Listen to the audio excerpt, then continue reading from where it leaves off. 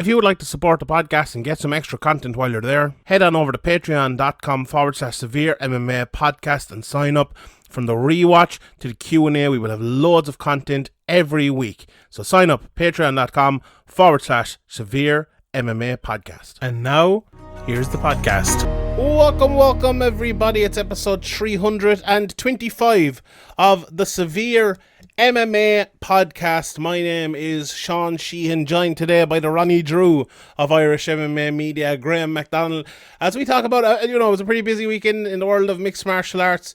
We're going to start off today with a couple of topics, maybe not get into the events straight away. Then talk a little bit about the Bellator PFL events that went down the last couple of days, and I'll throw it over to Shawnee Sheehan to finish it off with a recap, a quick one of the UFC, and we'll also look ahead before that to next week's cards. Before we do all of that, we must tell you that the Olympics have just finished, the Euros have just finished, the baseball is going to be coming back over in America, the major championships. Hopefully we'll have concerts back here, but we know we have them all around the world. But you know what isn't in fashion these days? A wild and hairy bush. Tame your pubes. With help from our friends at Manscaped, the leaders in below the waist grooming. Their 4th generation performance package includes the brand new Lawnmower 4.0. If an athlete treats their body like royalty, why not treat your pubes like Olympic gold? Fellas, do right by your balls. Join the 2 million men worldwide who trust Manscaped by going to manscaped.com and entering the promo code SevereMMA. Myself and Graeme now have been using Manscaped for about a year, and it's been absolutely fantastic. We both got the 4.0 in, and it's a huge difference. Absolutely fantastic. The world is starting to open up, and that performance package 4.0 from Manscaped is here to help you get ready. Inside you'll find the 4.0 trimmer, as we just mentioned, the Lawnmower 4.0, the weed whacker for your ear and nose hair, the crop preserver and reviver toner, and 2 free gifts of the boxer briefs and a shed travel bag. Talk about a world class dismount into a post-quarantine world. This package is the perfect package for your package, and peak performance is whatever you desire. The brand new Lawnmower 4.0 is here to take the podium. This 4th generation trimmer features a cutting-edge ceramic blade to reduce grooming accidents thanks to their advanced skin-safe technology. The 4.0 is a 7,000 RPM motor on and off function to engage travel lock, and the 4000K LED spotlight, which goes on and off as well for a more precise shave. Did I mention it's waterproof? Michael Phelps is probably drooling thinking about the possibilities. This package also comes with the weed whacker, so you can get rid of that nose and ear hair as well. It's 9,000 RPM motor powered 360 degree rotary blade system, reduces nicks, snags, tugs and all of that. And after trimming your pubes, show them what sportsmanship really feels like with the liquid formulations, crop preserver and reviver ball toner. So Manscaped also throwing 2 free gifts in the performance package 4.0, the boxers and the shed travel bag. So get 20% off and free shipping with the code SevereMMA at manscaped.com. That's 20% off and free shipping with the code SevereMMA at manscaped.com. Achieve pubic gold with Manscaped. Manscaped.com. Promo code SevereMMA. Right, Graeme, let's get into the mixed martial arts and talk about it first. Before we get into all these events and everything like that, we discussed a little bit about Rory McDonald last week and about mixed martial artists in general, and some people have called for maybe not Rory to retire, but have said that he's maybe on the downslope of his career and things like that. Now, I discussed it on the Q&A a little bit, and we won't get into Rory specifically maybe again, but I think a little bit the game has changed slightly in that it's gone from more of obviously when MMA started, it was like a tough man sport, lads who could get into street fights were very good at it, and then it became the technique with the ground game and the jiu-jitsu, and Rory McDonald was one of the ones to start it off with a well-rounded martial arts game being needed, and then it became like the people like say John Jones and everything like that who could like get the best out of their technique and just physical specimens as well. But I think now it's moved away a little bit again from just purely technique to like technique, heart, power, all of that, the physical with the technical as well.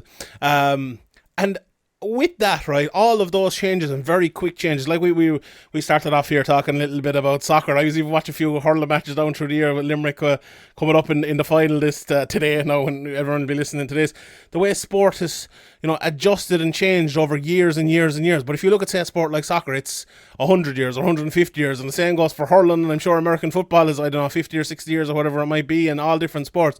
MMA is a very new sport, in its MMA only exists really, from UFC 1. I know before that people talk about Muhammad Ali and all of that, but even from UFC 1, I don't think it was until like the very later UFCs that we see MMA like it is today. So, it's, what is it, almost coming up on 30 years now. It's probably closer to 20 years, maybe 25 years on this sort of iteration of MMA. And I feel like the changes in MMA happen so quickly, and maybe without us even realizing it, that people are kind of forced to make decisions on their career in terms of maybe even either big changes or stopping their career at all. And we have had this discussion before about, when it's right for people to stop and when it's right for people to retire. And I'm definitely not getting into a retirement debate, because people absolutely hate that. But I was talking to someone the other day, right? And you look at, say, someone like a Cathal Pendred, right?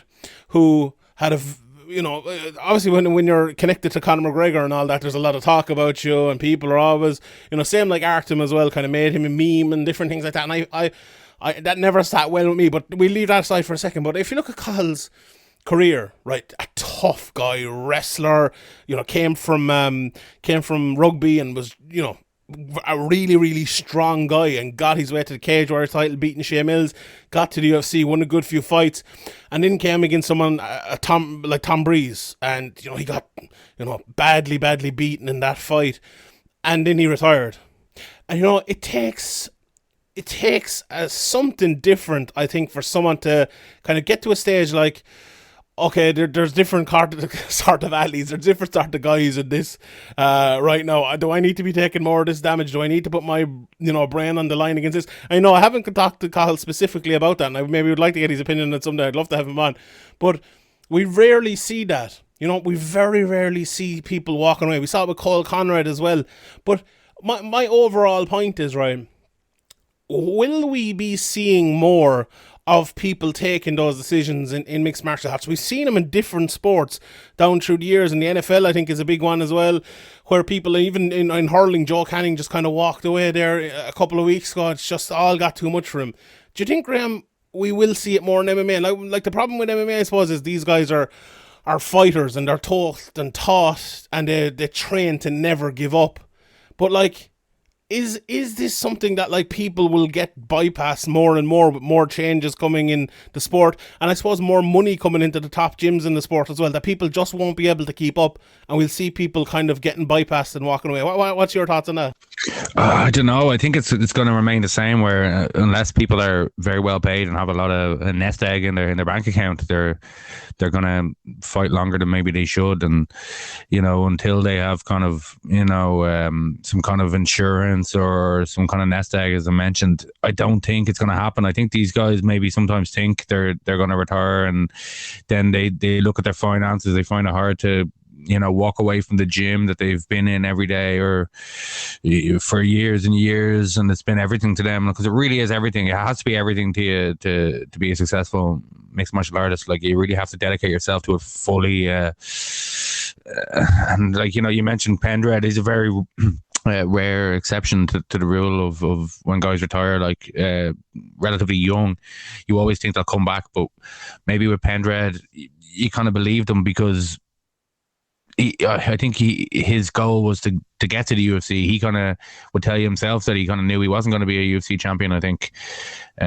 So like, when you've kind of achieved your goals, and he kind of had other avenues, like a bit of acting and stuff like that, if you can find yourself something else to do, and you're happy with that, then it's great. But for most guys, 99% of guys, that isn't the case. Carl Pendred wasn't in this game for as long as most of these guys that we're talking about retiring. He kind of got in and got out, and maybe with the rule changes, he got out at a very good time, because maybe his style, of wrestling wouldn't have scored as much, nowhere near as much as it does now. so it'll be a lot harder for him to win fights now. So maybe that kind of puts off him coming back in a way as well, if he did want to come back. But these guys have such self-belief in themselves that he probably back himself to come back and win, because that's the mindset all of these guys have. I think, look, 100%. I totally agree with that. I think it's interesting though, like MMA fighters and people watching MMA, I think, are become and maybe hardcore, maybe not outside of the MMA bubble, but we're becoming more. I don't want to use the word woke, but I suppose woke to what's happening in mixed martial arts, and the money being siphoned off by the UFC, and a tiny percentage of it being actually given to the fighters, and even like Conor McGregor and John Jones and Chris Cyborg and all of them, who had been very well paid down through the years, are still getting hugely underpaid by the UFC. And a lot of the time we have a situation where people are fighting to get to the UFC, to get to that big money, but then a lot of people kind of are talking about, and I just mentioned Cyborg there. She's one of these people who kind of talks about, like, well, I wanted to get there, but now I kind of want to get out of there, and I think that talk, and lots of fighters kind of saying that, maybe something that up and coming fighters will kind of look at. And look, a lot of them will just totally ignore it and go, I want to get to the UFC, and that's that. But I think a lot of them look at it as well, and we've seen a lot of them in Ireland even over the last while deciding to go to Bellator instead of trying to go to the UFC route. And there's obviously more money in it that way in the start of your career.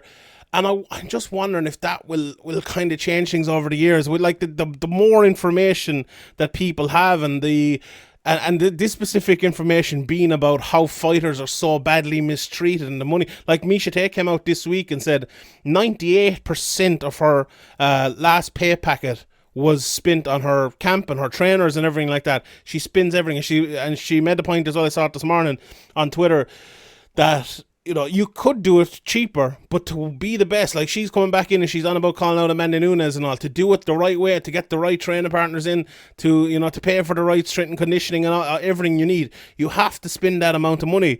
And I think it links to the point as well that you were making there a second ago. You talked about Cahill having, he had, I think he had the restaurant, didn't he? And he was doing acting, and he has a degree and everything like that, and he was going to college when he kind of started MMA.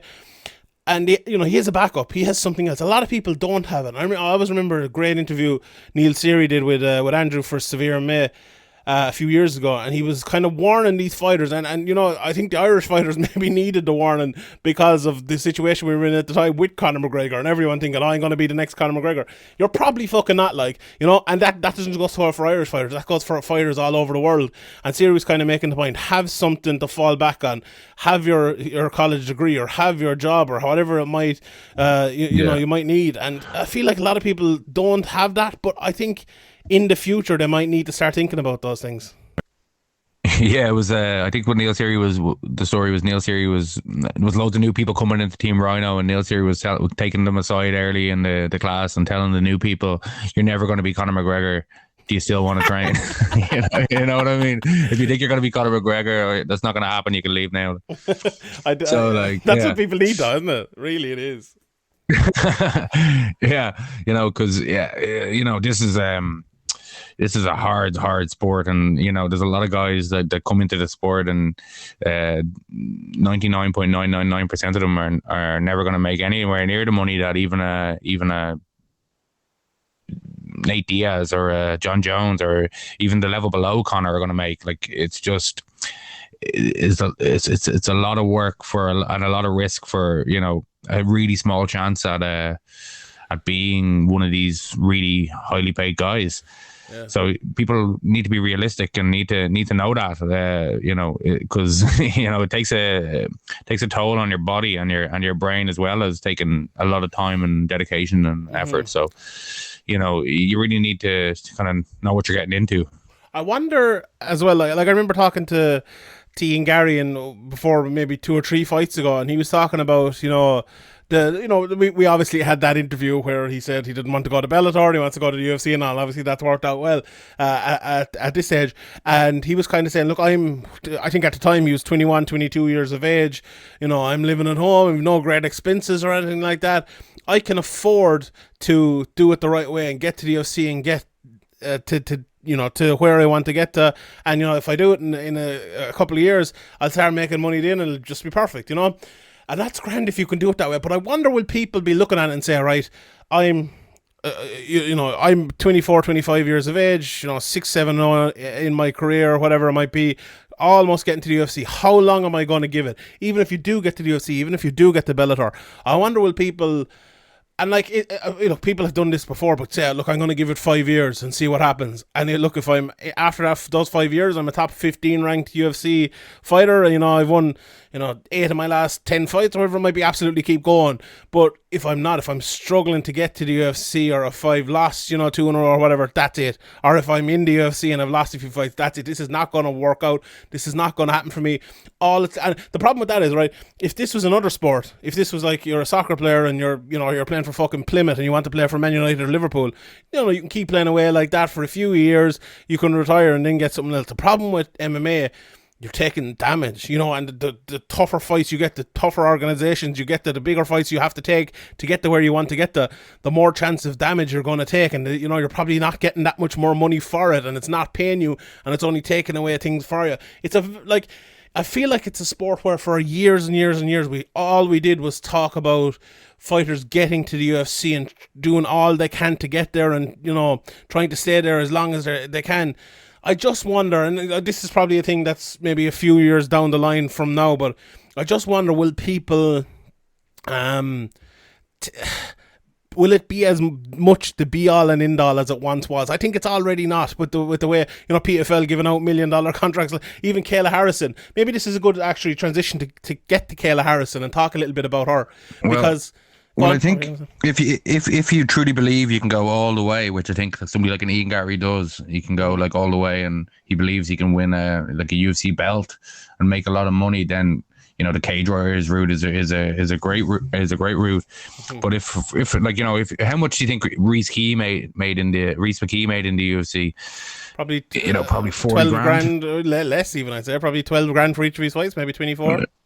Yeah, and how much did he pay for his camps and team? And, how much did he actually come out with? And, some of these guys in Bellator, without the record and the achievements that Rhys McKee have, can go to, like, a Bellator or KSW and make more money than that. So, yeah.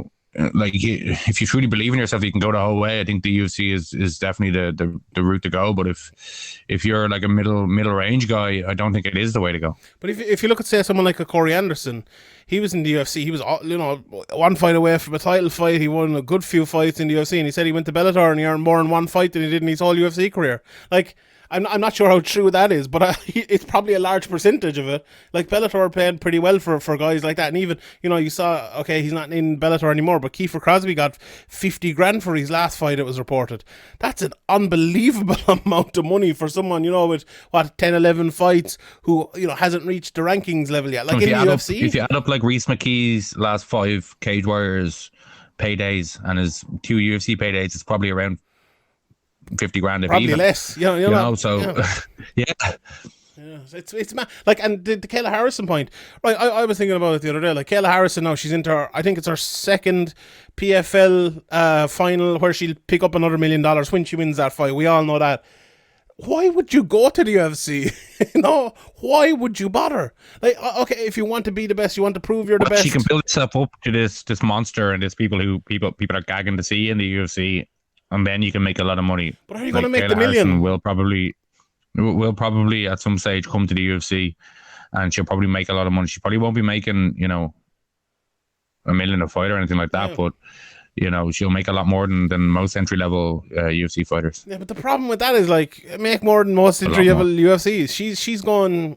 She's going to the UFC for a But you can make a lot of money in PFL and then go to UFC to prove yourself as the best. Yeah, but like, if you think you can do that, why would you? Like, if you could stay with the PFL and just pick up $1 million every year, like, you're probably not going to earn $1 million from the UFC. For some people, it's not all about the money. It is about, like, proving yourself as the best fighter. If she thinks she can go in there and beat whoever's on top when she comes, she might want to do that, even if it is, less pay. Absolutely. Just for legacy and yeah. But some people, legacy doesn't put food on the table, though. It does. And the thing about it is, right, I agree with the argument you're making. I'm not necessarily playing devil's advocate, but I'm playing maybe fucking fighter's advocate here more than anything. Like, what do I want? I want Kayla Harrison to go to the UFC and fight Amanda Nunes. Like, I want her to fight Chris Cyborg in Bellator. I want her to fight all these people. I would love to see her fight Holly Holm or Jermaine Vandermeer. See everybody paid well. Yeah, you know, it'd be great if everybody who's actually, you know, bringing interest, bringing eyeballs and selling tickets, people who are actually, you know, like, it's understandable from Dana's point of view. You know, for these lower level fighters, he thinks, or the UFC brass think, you know, they're not selling any tickets. We could bring any old guy in here. You kind of have to prove yourself. But once you've proven yourself, there should be a much bigger step up in money. There really should be. But like, we talked about Messi there the last day, and we talked about, like, in the podcast we did with Ken over on Patreon.com/SevereMMA podcast. And, you know, he's earned so much money in his career. He could literally go anywhere and do anything and prove anything he wanted. You know, if he wanted to prove himself in the Premier League, he could do that. We won't get into that debate. But for Kayla Harrison, she's earned $2 million, you know, so far. And she has, you know, the second one is coming up, and probably maybe another few $100,000 onto it with her fight purses and stuff like that. Like, Kayla Harrison is not someone who is unbelievably wealthy. Or, you know, $2 million in the bank is $2 million in the bank. Absolutely. We'll never have that. But I mean, she could do this for another 5 years and get another 5 million and go, thanks for the cheese, good luck. Like, I definitely get the point about going to prove yourself and everything like that. But if you're going to prove yourself and you've 3 squash matches a year, basically training sessions, not even sparring matches, hardly, she's not getting touched, and just destroying these people and picking up £1 million, why would you put yourself into a fight against Amanda Nunes, maybe for 500 grand? And that would be a lot, you know? That would be a lot if she got that for that fight. Why would you do it? I like, from if it was me, if it was anyone listening to this, why would you go to another job that's much harder for half the pay? You know, I honestly, and I think that's why Bellator are getting a lot of these fighters. But you still, the thing about it, look, the UFC, we can't hide away from it. It's still those 3 letters. It's still the place everyone wants to go. You saw Michael Chandler talking about it. It's like, people, you'd ask him what he did, and he said he's an MMA fighter, and they're like, oh, you're a UFC fighter, and he'd have to go, well, you know, no, I'm not. And that, you know, these fighters are they have a lot of pride, and they have they want to be that, and they want to be the very best. And I feel like you do have to go there to prove you are the very best, even if it's not always the case. And especially in 145 pound division. Okay, aside from Nunes, the best are probably outside of the UFC. But look, I think it's an interesting debate. And I think it's very interesting to watch Kayla Harrison over the next few years to see what she actually does, because we all want to see her tested. We all want to see her in big fights. But if I find it very hard to put myself in Kayla Harrison's shoes in terms of purely just money, and say that I'm going to leave this easy £1 million every year. You know, I find that very hard. But well, what would you have done in Rhys McKee's position then? Would you have gone back to Cage Warriors, or would you have looked for the bigger payday? I think Rhys McKee, and it's an interesting one. Obviously, Rhys McKee has announced there the other day that he is going to Cage Warriors and he's coming back that way. Okay, I'll answer that question in a second. But we talked about Paul Redmond before, right? Before he had signed for anyone, then he signed for Cage Warriors. And I'd say someone like a Paul Redmond, a Norman Park, who have been fighting for like a good few years, who have been in the UFC, been in Bellator. Like, I think somewhere like a Brave or a KSW or somewhere like that, who would pay a little bit more than, or a lot more even than the Cage Warriors route, maybe. And I don't know these exact pay packages, so, you know, maybe Graeme Byler and Ian Dean come on and go, I don't know what I'm talking about, and, you know, they're probably right. But look, a lot of fighters have spoken before and said the amount of money they're getting in certain promotions is a lot more than other ones. And I think at that point of their career where, you know, then are in their prime, they need big fights for bigger money right now. I think that'd be the route for them to go. For Rhys, Rhys got to the UFC a little bit too early. I think we all know that. Rhys would probably say that himself. And look, the matchmaking didn't help. He could have got to the UFC too early, had 3 good matchmaking fights, and then it wouldn't be too early anymore. You know, I think that's how close it was. So I think Rhys getting back to Cage Warriors after having, you know, those, we spoke about it before as well, that extra little bit of money from the UFC. And I know we talked just there a minute ago, it wouldn't be too much, but maybe it's enough to put 2 or 3 camps together, or be able to fly out to America for a little bit more training and stuff like that for a few months and improve that game when he comes back to have his camps. Didn't get into Cage Warriors. You know, that belt is wide open now after Ian Gary's left. Have a couple of fights, win that belt, and get back to the UFC. Like, that's a very good route for someone like Rhys, who is still young, who is very, very good, and, you know, who the UFC know and obviously like, but it just didn't go that well the first time. Also, the big issue he could hop into. Do you think he could go to PFL and, you know, do maybe, okay and do pretty well in a tournament there? Like, like Miles Price the last day when he talked to Ian O'Neill over in SevereMMA on our YouTube, he said that. Like, he said, like, I've had a lot of fights. I'm in my prime now. If I came back, I would love to go to somewhere like PFL, you know, and get that big shot and get the shot at the $1 million. And like Brendan Loughnane seems to be very happy. He's fighting next week. We'll talk about it in a second. That is a route, but like, I think that route is more for someone who are in their prime, like, or have had the big fights in the UFC or to get to the UFC. And okay, Rhys has that, but I think, you know, he's still very young in his career. It's not like a Loughnane who was struggling for like 4 and 5 years to just get that opportunity. Like, Rhys was still building his way to the opportunity when he got it. Now he's to build it back again, you know, and you know, I think he's still young in his career. As I said, the other lads I mentioned are all. Like, what way would you have gone? Do you think he should have gone the PFL or the other? Don't say no, he should go to lightweight because he'll come on and absolutely kill you.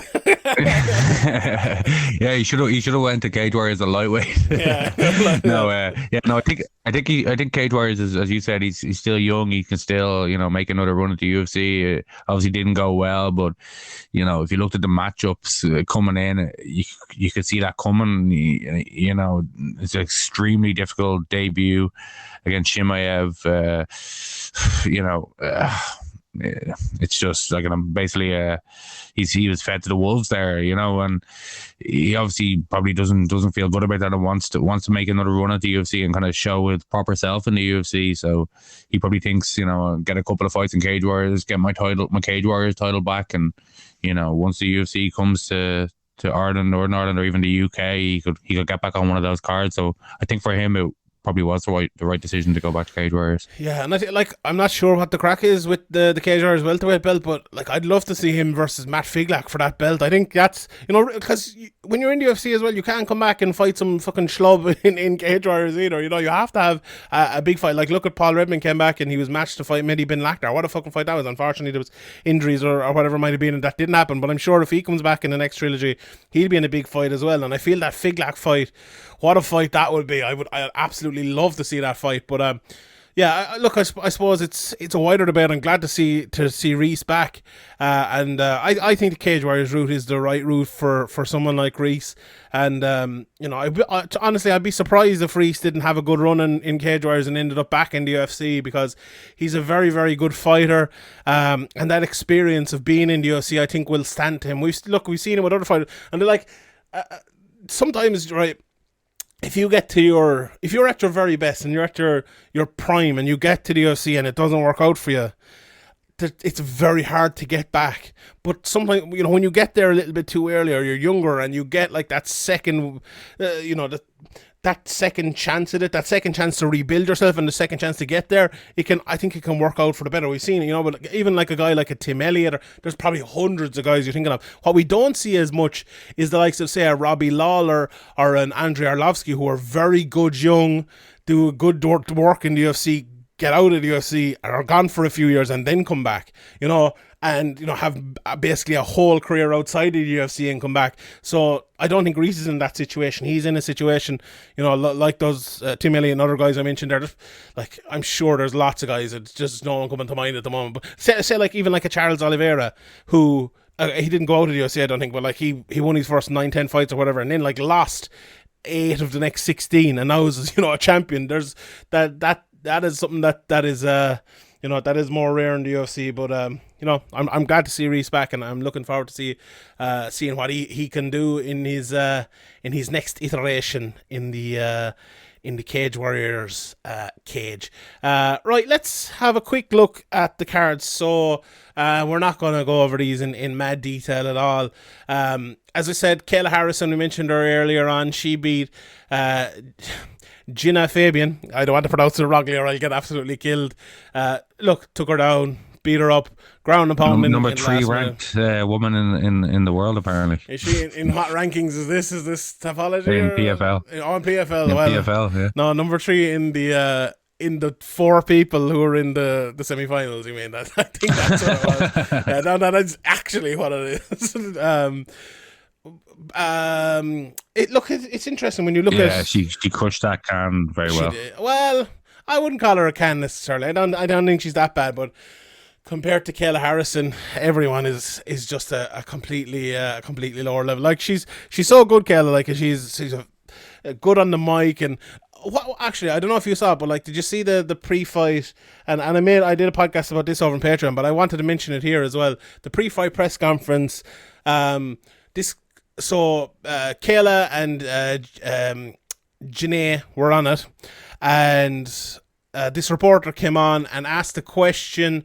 And in that question, he asked about Janae's looks, and he called her Gina. And Kayla Harrison took exception to it, saying, would you have talked about, would you have said this to a man? Would you have talked about their looks and things like that? And then the clips started coming out of that exact same reporter 3 or 4 times before, asking other really stupid questions, not necessarily as maybe inappropriate, but just ridiculous questions. And a lot of people are saying, look, this is MMA media, this is awful, how, this media member, who is it? It's an absolute joke and everything like that.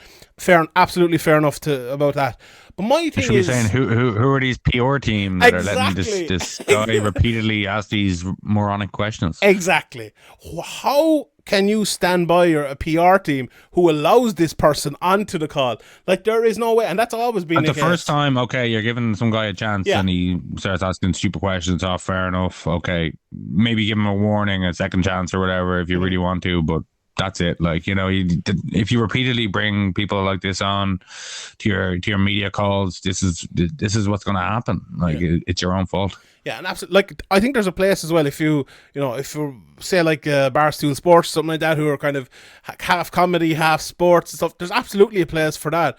But if this is a media call and this person is acting like a real media member and they're not, and the PR keep letting him on, that's on the PR. That's not in the MMA media. This guy has nothing got to do with MMA media. So I think maybe that's a thing that people in the media might see and say more than people outside of the media. But that was my first thought when I saw it, and I thought it was, and I like the people over there. I think the people at the Bellator or at the PFL in their PR are very, very good, and any dealings I've had have been fantastic. But I think it's a big problem. Look, a problem with that is they're probably struggling to get people to come on the calls. I've gone on to 1 or 2 of them, and I'm not going to be able to get to all of them. And I think a lot of people aren't, and they're probably struggling for people. But I think you'd be better off if 5 people apply for it and only 3 of them legit set up interviews with those 3 people. Have the main eventers sit there for an hour and do their hour of media, 20 minutes each. That's not going to kill anyone on a Tuesday fight week or something when they're sitting in a hotel and doing nothing else. I think that's the way to go. Because even like a real journalist who has a really interesting question for somebody isn't going to want to say that on an open media call where everybody can just make a story out of it before they even finish the call.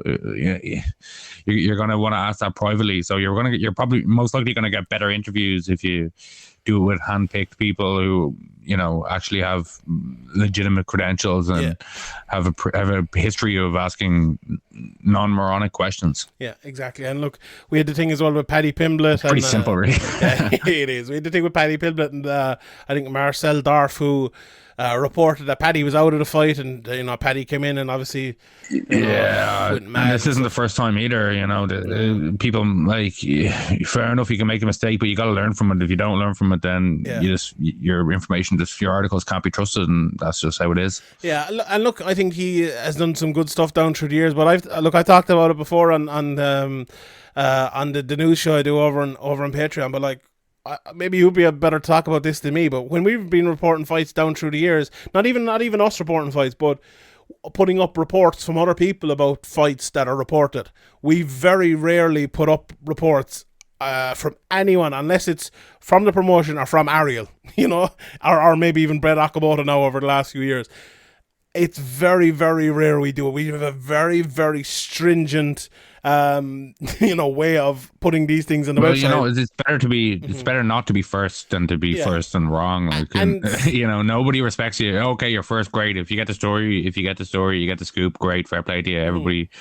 Everybody links to you, great.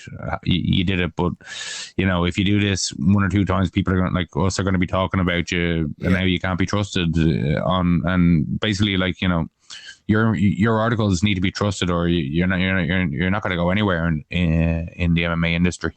It's just simple as that, really. And that, and look, in fairness, I think there was a big misunderstanding here, but as he said himself, he should have double checked. And did he run with it too quick? Yes. When you say you're running with it too quick, you're making a mistake there, and that is bad. Now, I don't want, like, I think he's a good reporter, and I don't want to be too harsh on him, but I think MMA reporters have maybe been too kind to him over the last while. Like, what I talked about there a second ago was reporting fights, basically, or putting articles on the website. We don't do it as much anymore, but when we used to, it was from other people reporting it. If we're reporting it ourselves, it is unbelievably difficult to do things like that. Like, as you know, I got mentioned over Patreon, we could be reporting a fight at the moment, a big fight, and we're holding back because we're not 100% right there with it yet. So, like, I wish I could report it. You wish you could report it, Graeme. You wish you could put it up there, but it's just not 100% there yet. And like, I've had loads of fights like that over the year. Well, maybe not loads. I don't go out and I'm not a reporter trying to report all these fights,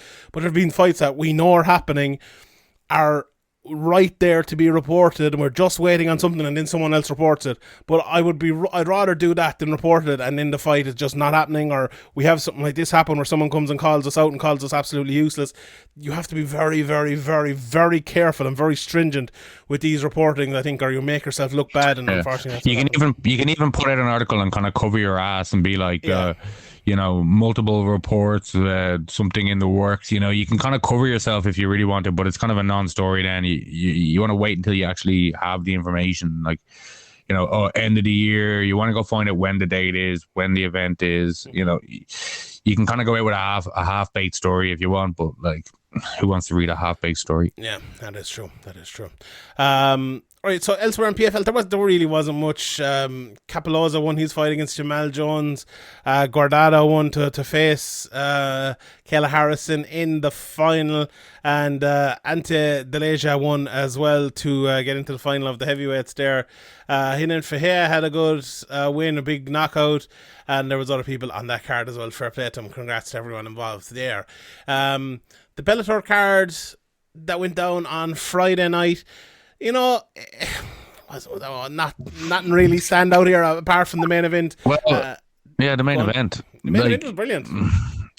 Yeah, it was a good fight, and I thought that he actually tapped when the time had expired. Did you? I thought he was tapping like on the bell, kind of. His hand was in the air at 1 second, but at the time he actually tapped, the time has expired. Right, so I've paused the podcast at this stage. I went back and watched it.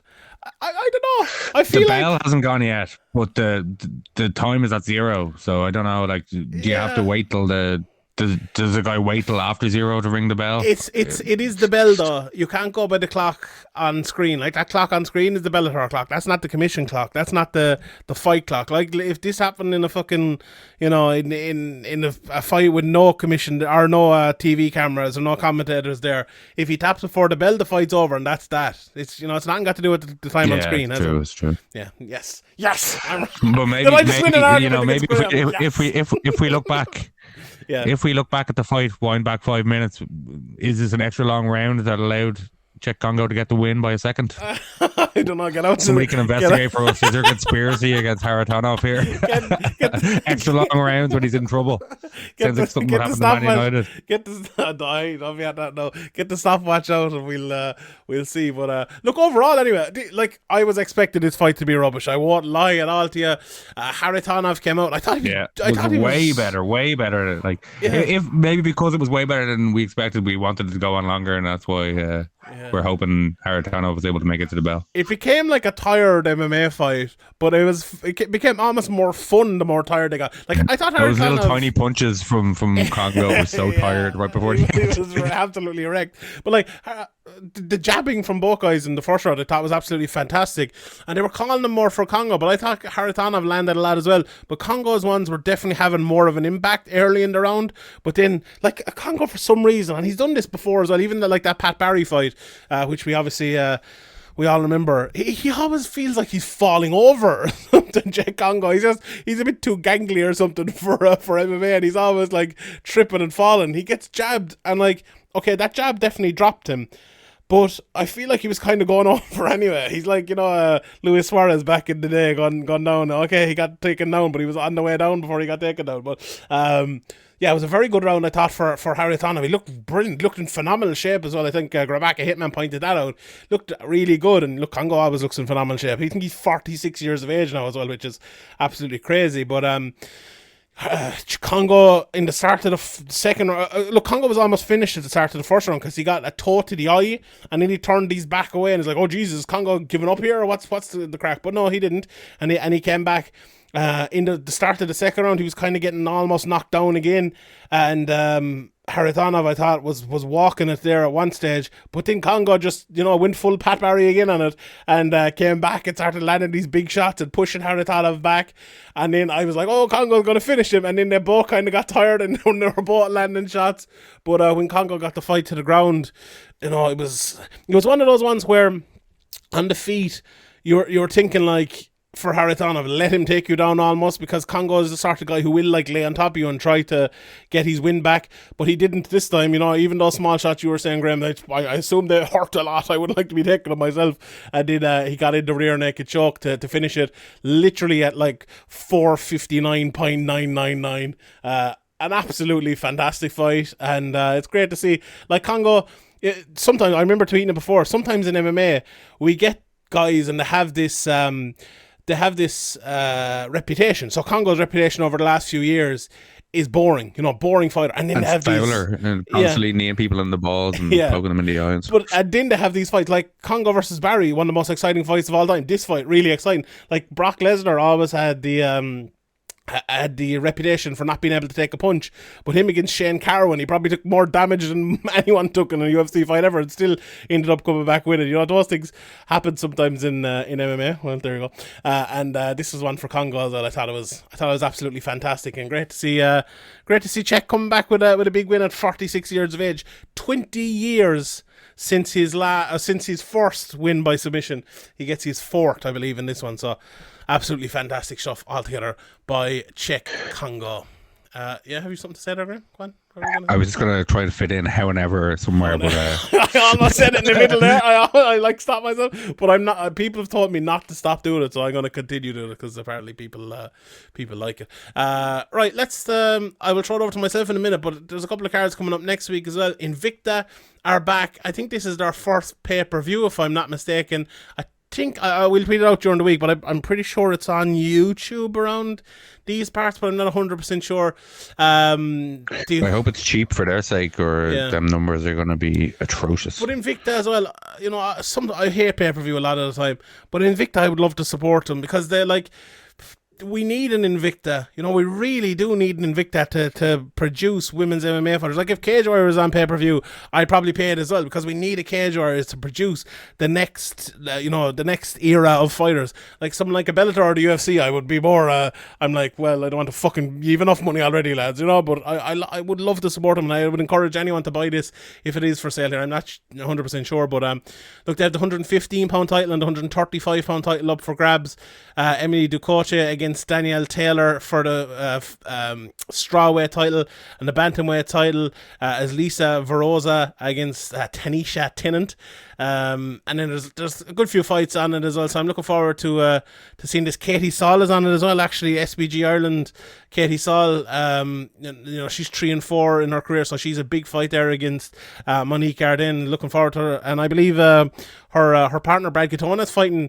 Is it this weekend or next weekend too as well? I think it's this weekend. So there's a big weekend for that couple and for SVG Ireland as well. So Jodie Esquibel is on this card against Liz Tracy. So lots of the next era of women's MMA stars in this, so tune in to that one. Then in the PFL next week, we have Brendan Loughnane, obviously in the big fight against Mavlid Kabulov. Yeah, that's a tough fight. How do you see that one going? This is obviously an undefeated guy, has one draw on his record. Loughnane's obviously looked phenomenal recently, been on a streak himself. It's a tough one to call here. It's a tough fight for both guys, I think. Yeah, it is. Like Loughnane he's at the stage for his career now where he is he needs to be winning these fights. You know, he needs to be getting, if he's going to be that great fighter, he needs to get there. And like, if you look at Kamulo's record, obviously, you know, with a name like that, you know what he's going to be. He's going to be a strong wrestler, but technical everywhere. And he's, you know, 6 knockouts, 2 submissions, 9 decisions on his record. And his last few fights, he seems to be a bit more happy to strike than maybe you know, somebody with his wrestling maybe should be. But it's worked very well for him. Obviously, he's still undefeated, but maybe, you know, that could be what gets him into trouble in this fight. But, you know, maybe the game plan will be just to get takedowns often and early.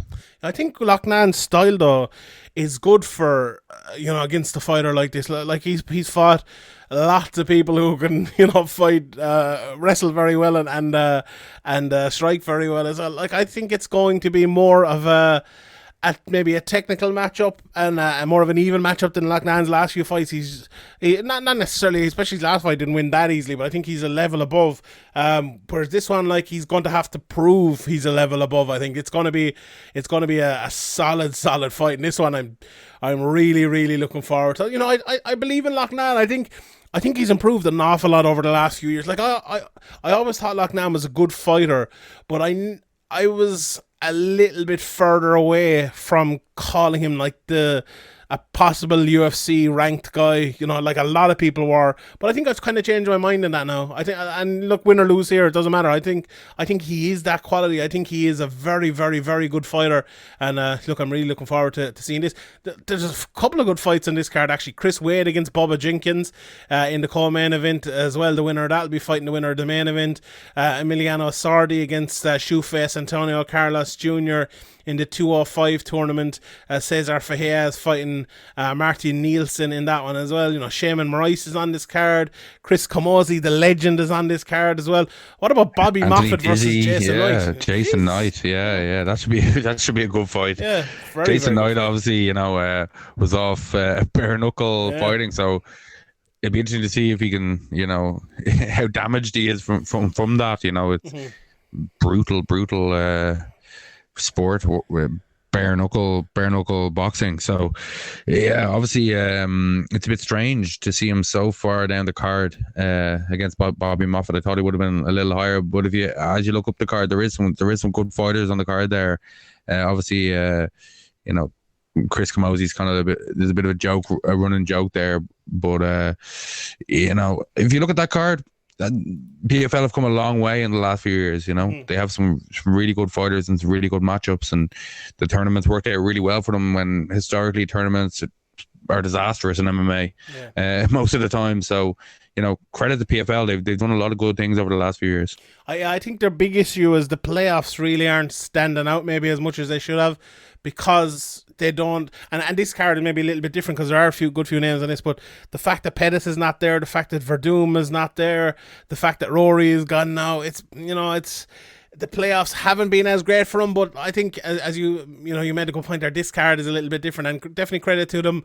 Look, they're doing it the sporting way, and it's not always as easy. Myself and Ian were talking about it at Chasing Pack this week, that maybe, like, could you've got a Pettis on the undercard of one of this and get him maybe as an alternate or something, you know, that even at welterweight or at 155 he could step back in. Banana peel in the hallway outside the hotel room next to Pettis is in the main event. Yeah, that'd be probably the way to go. But look, I agree. I think PFL definitely need to adjust things, but I think they're going in a right direction fight-wise. I think all this production and stuff, some of it's just too much, but I like that they're trying things, and I definitely have time for PFL. I watched all the PFL cards this year, I think, so fair play to them, and they're doing good stuff. The big UFC card as well next week then is Edson Barboza versus Giga Chikadze. Yeah, this is some fight. What a fight this is.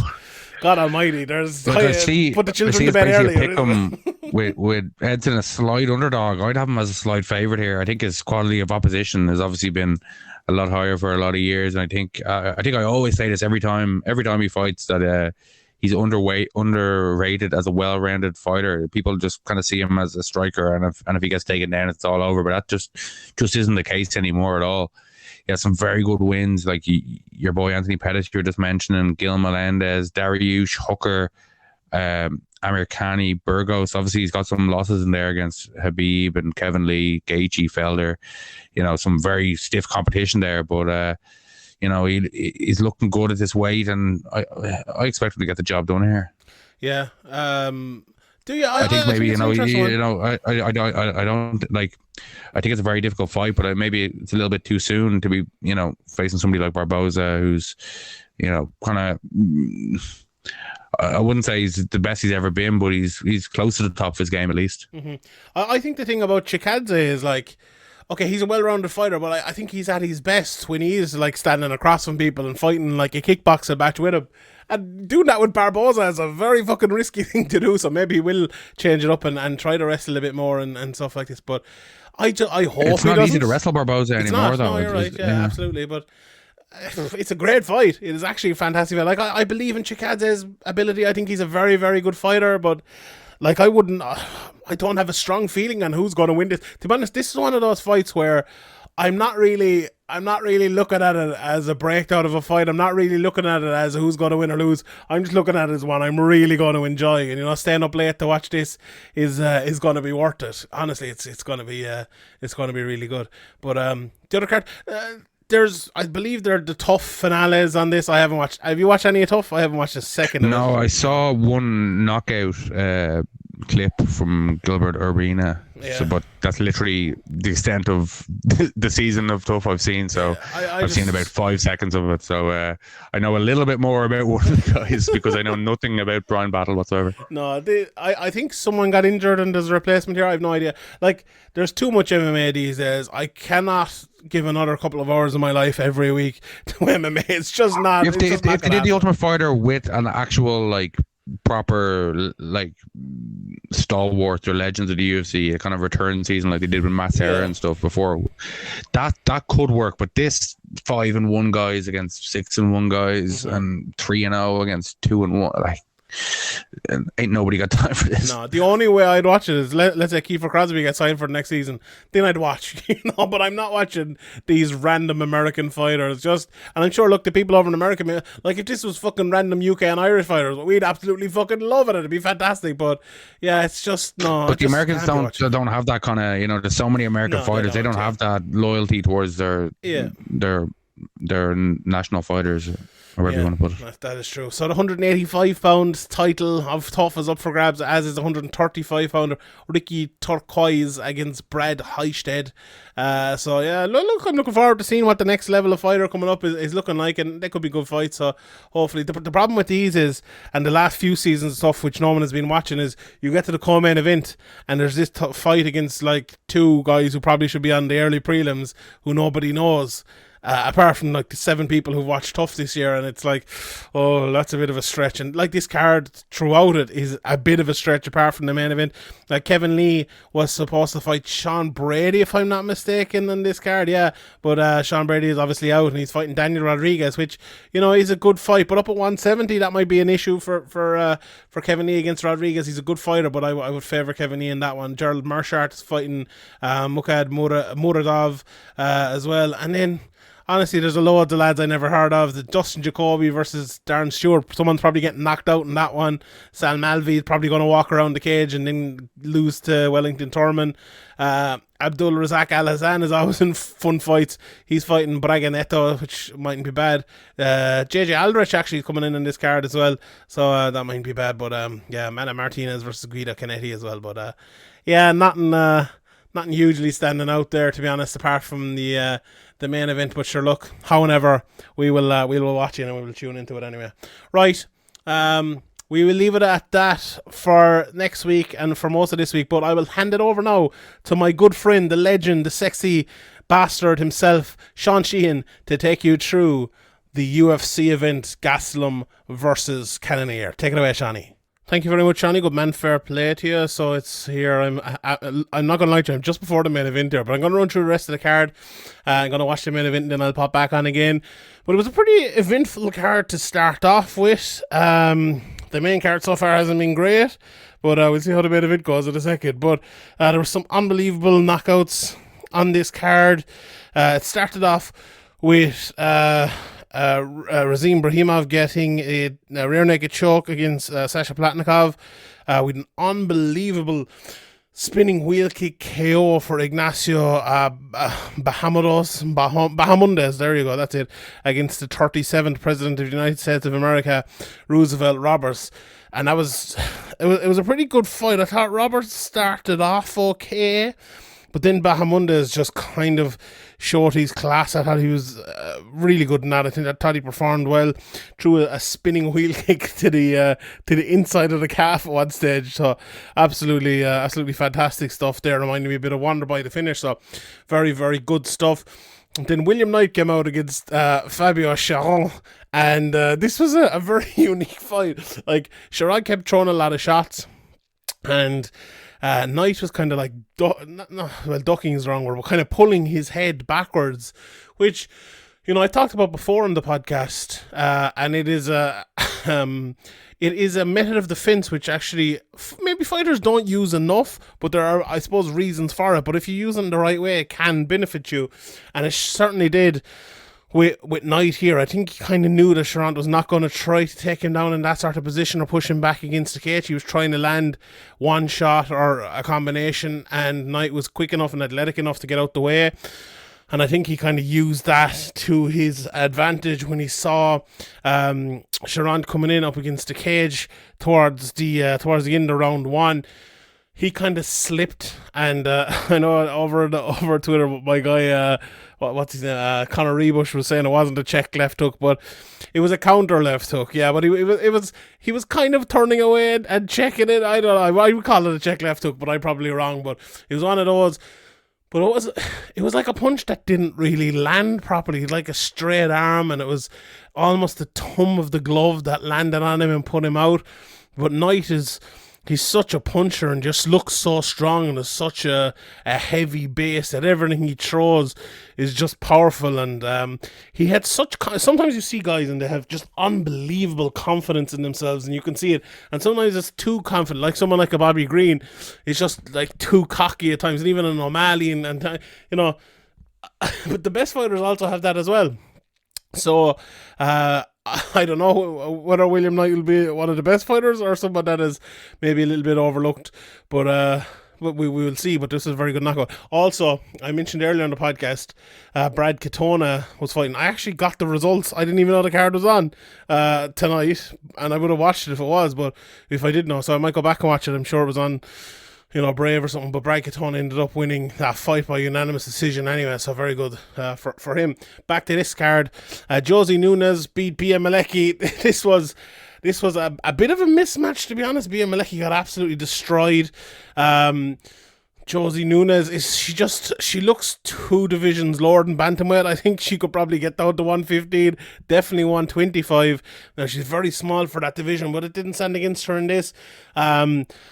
You know, a pretty low-level fight, I will be honest. But Nunes just a damn sight better than Bia Malecki. She was landing some nice shots and ended it with a big shot over the top to get the finish at the end of the... it was the first round, I thought. It's just a fight that seemed to go on forever. It wasn't the worst fight in the world in terms of enjoyment, but in terms of quality, not the best. Brian Kelleher then, another one. Like, this was one, I suppose, it was quality more than enjoyment.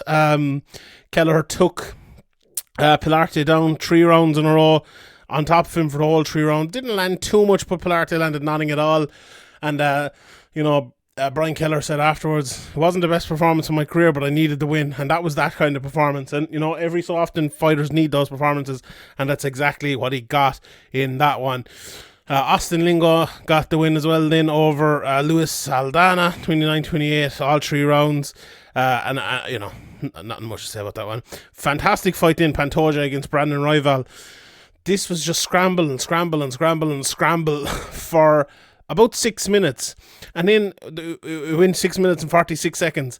For, I'd say, the last 46 seconds-ish, Rival just kind of stopped scrambling. Or it wasn't that he stopped scrambling, it was that Pantoja got him to a position where they were no longer scrambling. And the second that happened, the fight was over. Like, Pantoja just knew he had him. He knew he'd be able to work on that submission. He knew he'd be able to sink it in. And that's exactly what he did. So it was really, really good from both guys. I thought it was a very, very, very, very, very good fight for as long as it lasted. But once Pantoja got that control, he just won the fight and took it away from him. So he looks like he could be next in line. Brandon Moreno was there, as I almost get a fucking cramp.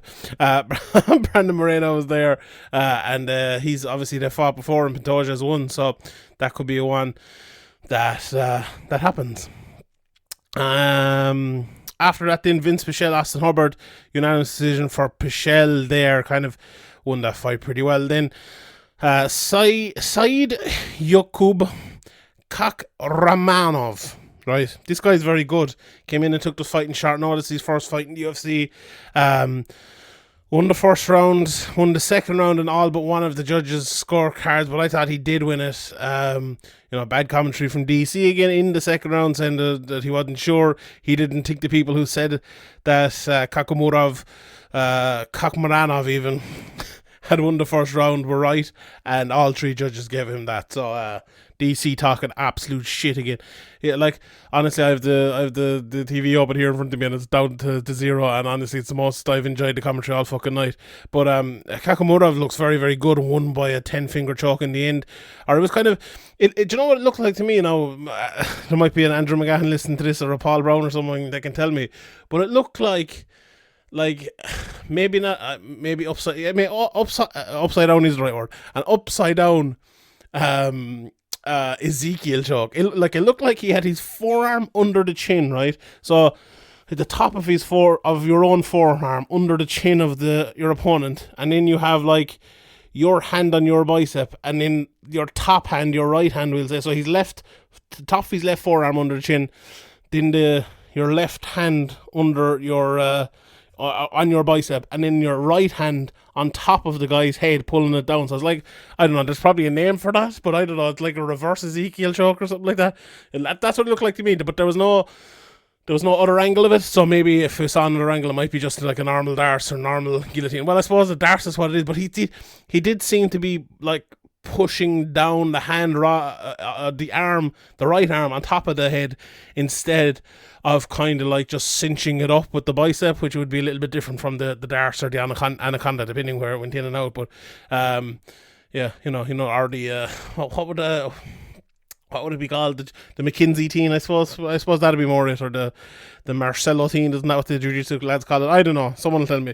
Then Parker Porter against Chase Sherman. Parker Porter won that one. Chase Sherman is one of these guys you just know by looking at his face that he thinks he's losing. Even on the start of this, I don't think he was that badly, but I think he just thought it was going bad for him throughout the fight, and then, it did, and ended up losing.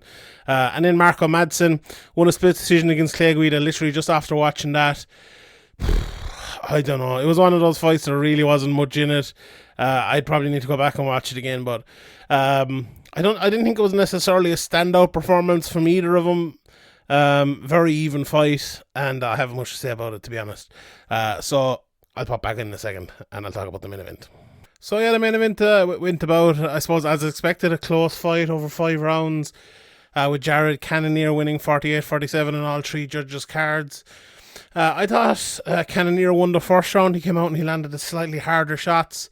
The first 2 rounds are not a great, a good fight, a good back and forth kickboxing match. Gastelum, I thought, won the second. In the third, there was that big knockdown, and that's where the fight kind of came alive for a while. And it was Cannonier who got that knockdown. Now, that round was still close because Gastelum, I thought, won the rest of the round. He popped back up, but the way fights are scored, it's the most immediately impactful strikes when you're the round. So when you knock someone down that hard and it isn't a blowout in the rest of the round, you're probably going to win that round. I thought the fourth was a very good round as well for Cannonier, but not a blowout. And I would say the same the other way around in the fifth for Gastelum. Now, so I have that 48-47. But the fourth, I thought especially, was very, very close. And I see a lot of people thinking the second was close as well, but look, it was one of those fights where it was just a close fight all the way through. At the end of the fourth round, Kelvin Gastelum went back to his corner and they told him, be careful, he's going to come out and try to knock you out because he knows he's behind. Cannonier went to his corner and they basically told him the exact same thing. It was one of those ones, if you're an open scoring advocate, maybe this is a good fight for you because neither of them seem to know. But Yeah, look, I think most people had it 48-47 Cannonier, and that's what it turned out to be. So if you're in touch with the scoring criteria, you probably did know what the score was at that stage. And look, that's the scoring in the fight anyway. The analysation, I suppose, of the fight, or the analysis of it, I was actually just talking to my boy, Neil there, and we were kind of half discussing it. I think we both kind of agreed that Gastelum maybe didn't switch it up enough.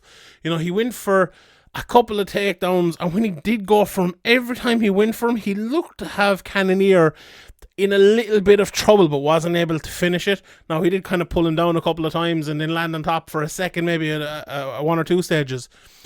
But, I would say he went, maybe 3 takedowns throughout the whole fight. I don't think that was enough for someone like Cannonier, or for someone like Gastelum in a fight like this, where Cannonier in the past has maybe not struggled badly, but he can be taken down.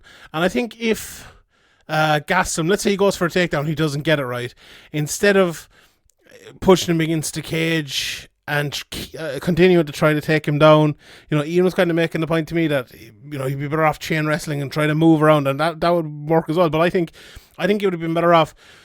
You don't get the initial takedown, or the initial 30 seconds after takedown, pop back out, strike again, and then reinsert yourself again to try to get the takedown. I just don't think there was enough of that for him, and that could have been the difference between a close fight and a fight where he doesn't get knocked down and Cannonier doesn't end up winning that round and he ends up winning it the other way. I think that was kind of the difference. That just Cannonier wanted to fight on the feet, and you could see Gastelum I think was landing the little bit more maybe technical and tasty shots, but Cannonier was kind of rocking him a lot of the times when he was hitting him. And there was one stage, I think it was in the 4th, where Gastelum slipped, but it looked kind of like a knockdown, and there was a couple of incidents like that. Obviously, the knockdown where he flatly knocked him down. Not well, flatly is a bad word, but he knocked him down hard. He wasn't flat out or anything like that. But there was just a lot of those, I think, where the impact that Cannonier had on his shots were easier to score if you're a judge, if you're looking at it, than the ones Gastelum landed. And I think if he'd separated himself, say, with taking the fight to the ground and landing maybe 4 or 5 elbows on top, or landing a few knees to the body, or, taking the back and landing a few shots from there, that really could have been the difference between winning and losing. And that didn't, unfortunately, happen for Kelvin Gastelum. But overall, look, a good fight. One, they asked Jared Cannonier afterwards. Daniel Cormier asked him, do you want to fight again, or do you want to wait for the title shot? Obviously, Whitaker is fighting Adesanya. It looks like that anyway. And Cannonier said, well, I'm broke, so I'm going to have to fight again. So, this fight turned to one that was a main event that could have been the number 1 contender fight, to another fight that really didn't have much jeopardy on it, So, all in all, the whole night, I suppose the main event was a good quality fight, high quality fight. I liked it. There was some good knockouts, so not a bad card, but it's, 6:29, and the main event literally just finished. I've been talking here for the last 3 minutes. That's crazy. The six fight main card starting at 3 a.m. is absolutely fucking crazy, and I'm probably crazy to be sitting here watching it, but the UFC need to do something about that. If you want to put on 6 fight cards, start them at 1 a.m. But if you're doing 3 a.m. cards, you have to do 4 or 5. I think 6 is way, way too much. And these 3 a.m. cards anyway, what's the need? Really, what is the need? This is on your ESPN Plus. It's on in Vegas. It doesn't really make a difference. It's actually clashing with Manny Pacquiao and clashing with SummerSlam and all of that. Have it a bit earlier, but it would have clashed with SummerSlam anyway, and this is the only time it'll clash with that. But have it a bit earlier, and it wouldn't have clashed with Manny Pacquiao, and it would have worked out well for everyone. So, oh God, I don't know. Anyway, I leave it at that, lads. Patreon.com/SevereMMA podcast. Sign up there. Follow me at Sean Sheehan BA. Follow Graeme. And look, if you appreciate me, stay up till 6:30 in the morning, you don't want to sign up for Patreon, just tweet out the podcast. Go, here's the link. Here's me. Look, I'm listening. Take a screenshot on your phone. Here's me listening to it on iTunes. Here's me listening to it on Spotify, SoundCloud, your podcast app, wherever it is. Give it a tweet out. Tag me at Sean Sheehan BA, at SevereMMA Pod, whoever you want to tag, and we will retweet that and we'll spread it around. because that's always great to get, when people see other people listen to it, they'll be listening to it themselves, and there's thousands and thousands and thousands of people listen to this podcast every week, but it's to get maybe a couple of those thousands and thousands of people to tell another few people, and then we get even more and more and more. But I just want to say as well, a really big thanks, and I know Graeme, he's not here at the moment, but he would say it as well. Last month, obviously, with the McGregor fight and all, it was our biggest month since the pandemic started, which is absolutely fantastic. So we really appreciate it. And this last week's podcast, not this podcast, the one obviously before it, was like one of the biggest numbers we've done in that whole time. I don't know if it's people going back to work and listening in the car or what, but with no UFC, it was very surprising, and I really appreciate that. People are willing to tune in and listen to us even when there isn't a big card on and stuff like that. And I get a lot of pleasure from that, to be honest, and it's great. I don't look at the numbers and stuff too often, but I just happened to, someone was asking me for numbers, so I was sending them out and stuff. So I think it was a good time to give out my appreciation for everyone here, and every single person that listens. I really, really appreciate it, and I know Graeme and all the lads do too as well. So, right, I'll leave it on that. Shout out to everyone here. God bless. See you all next time.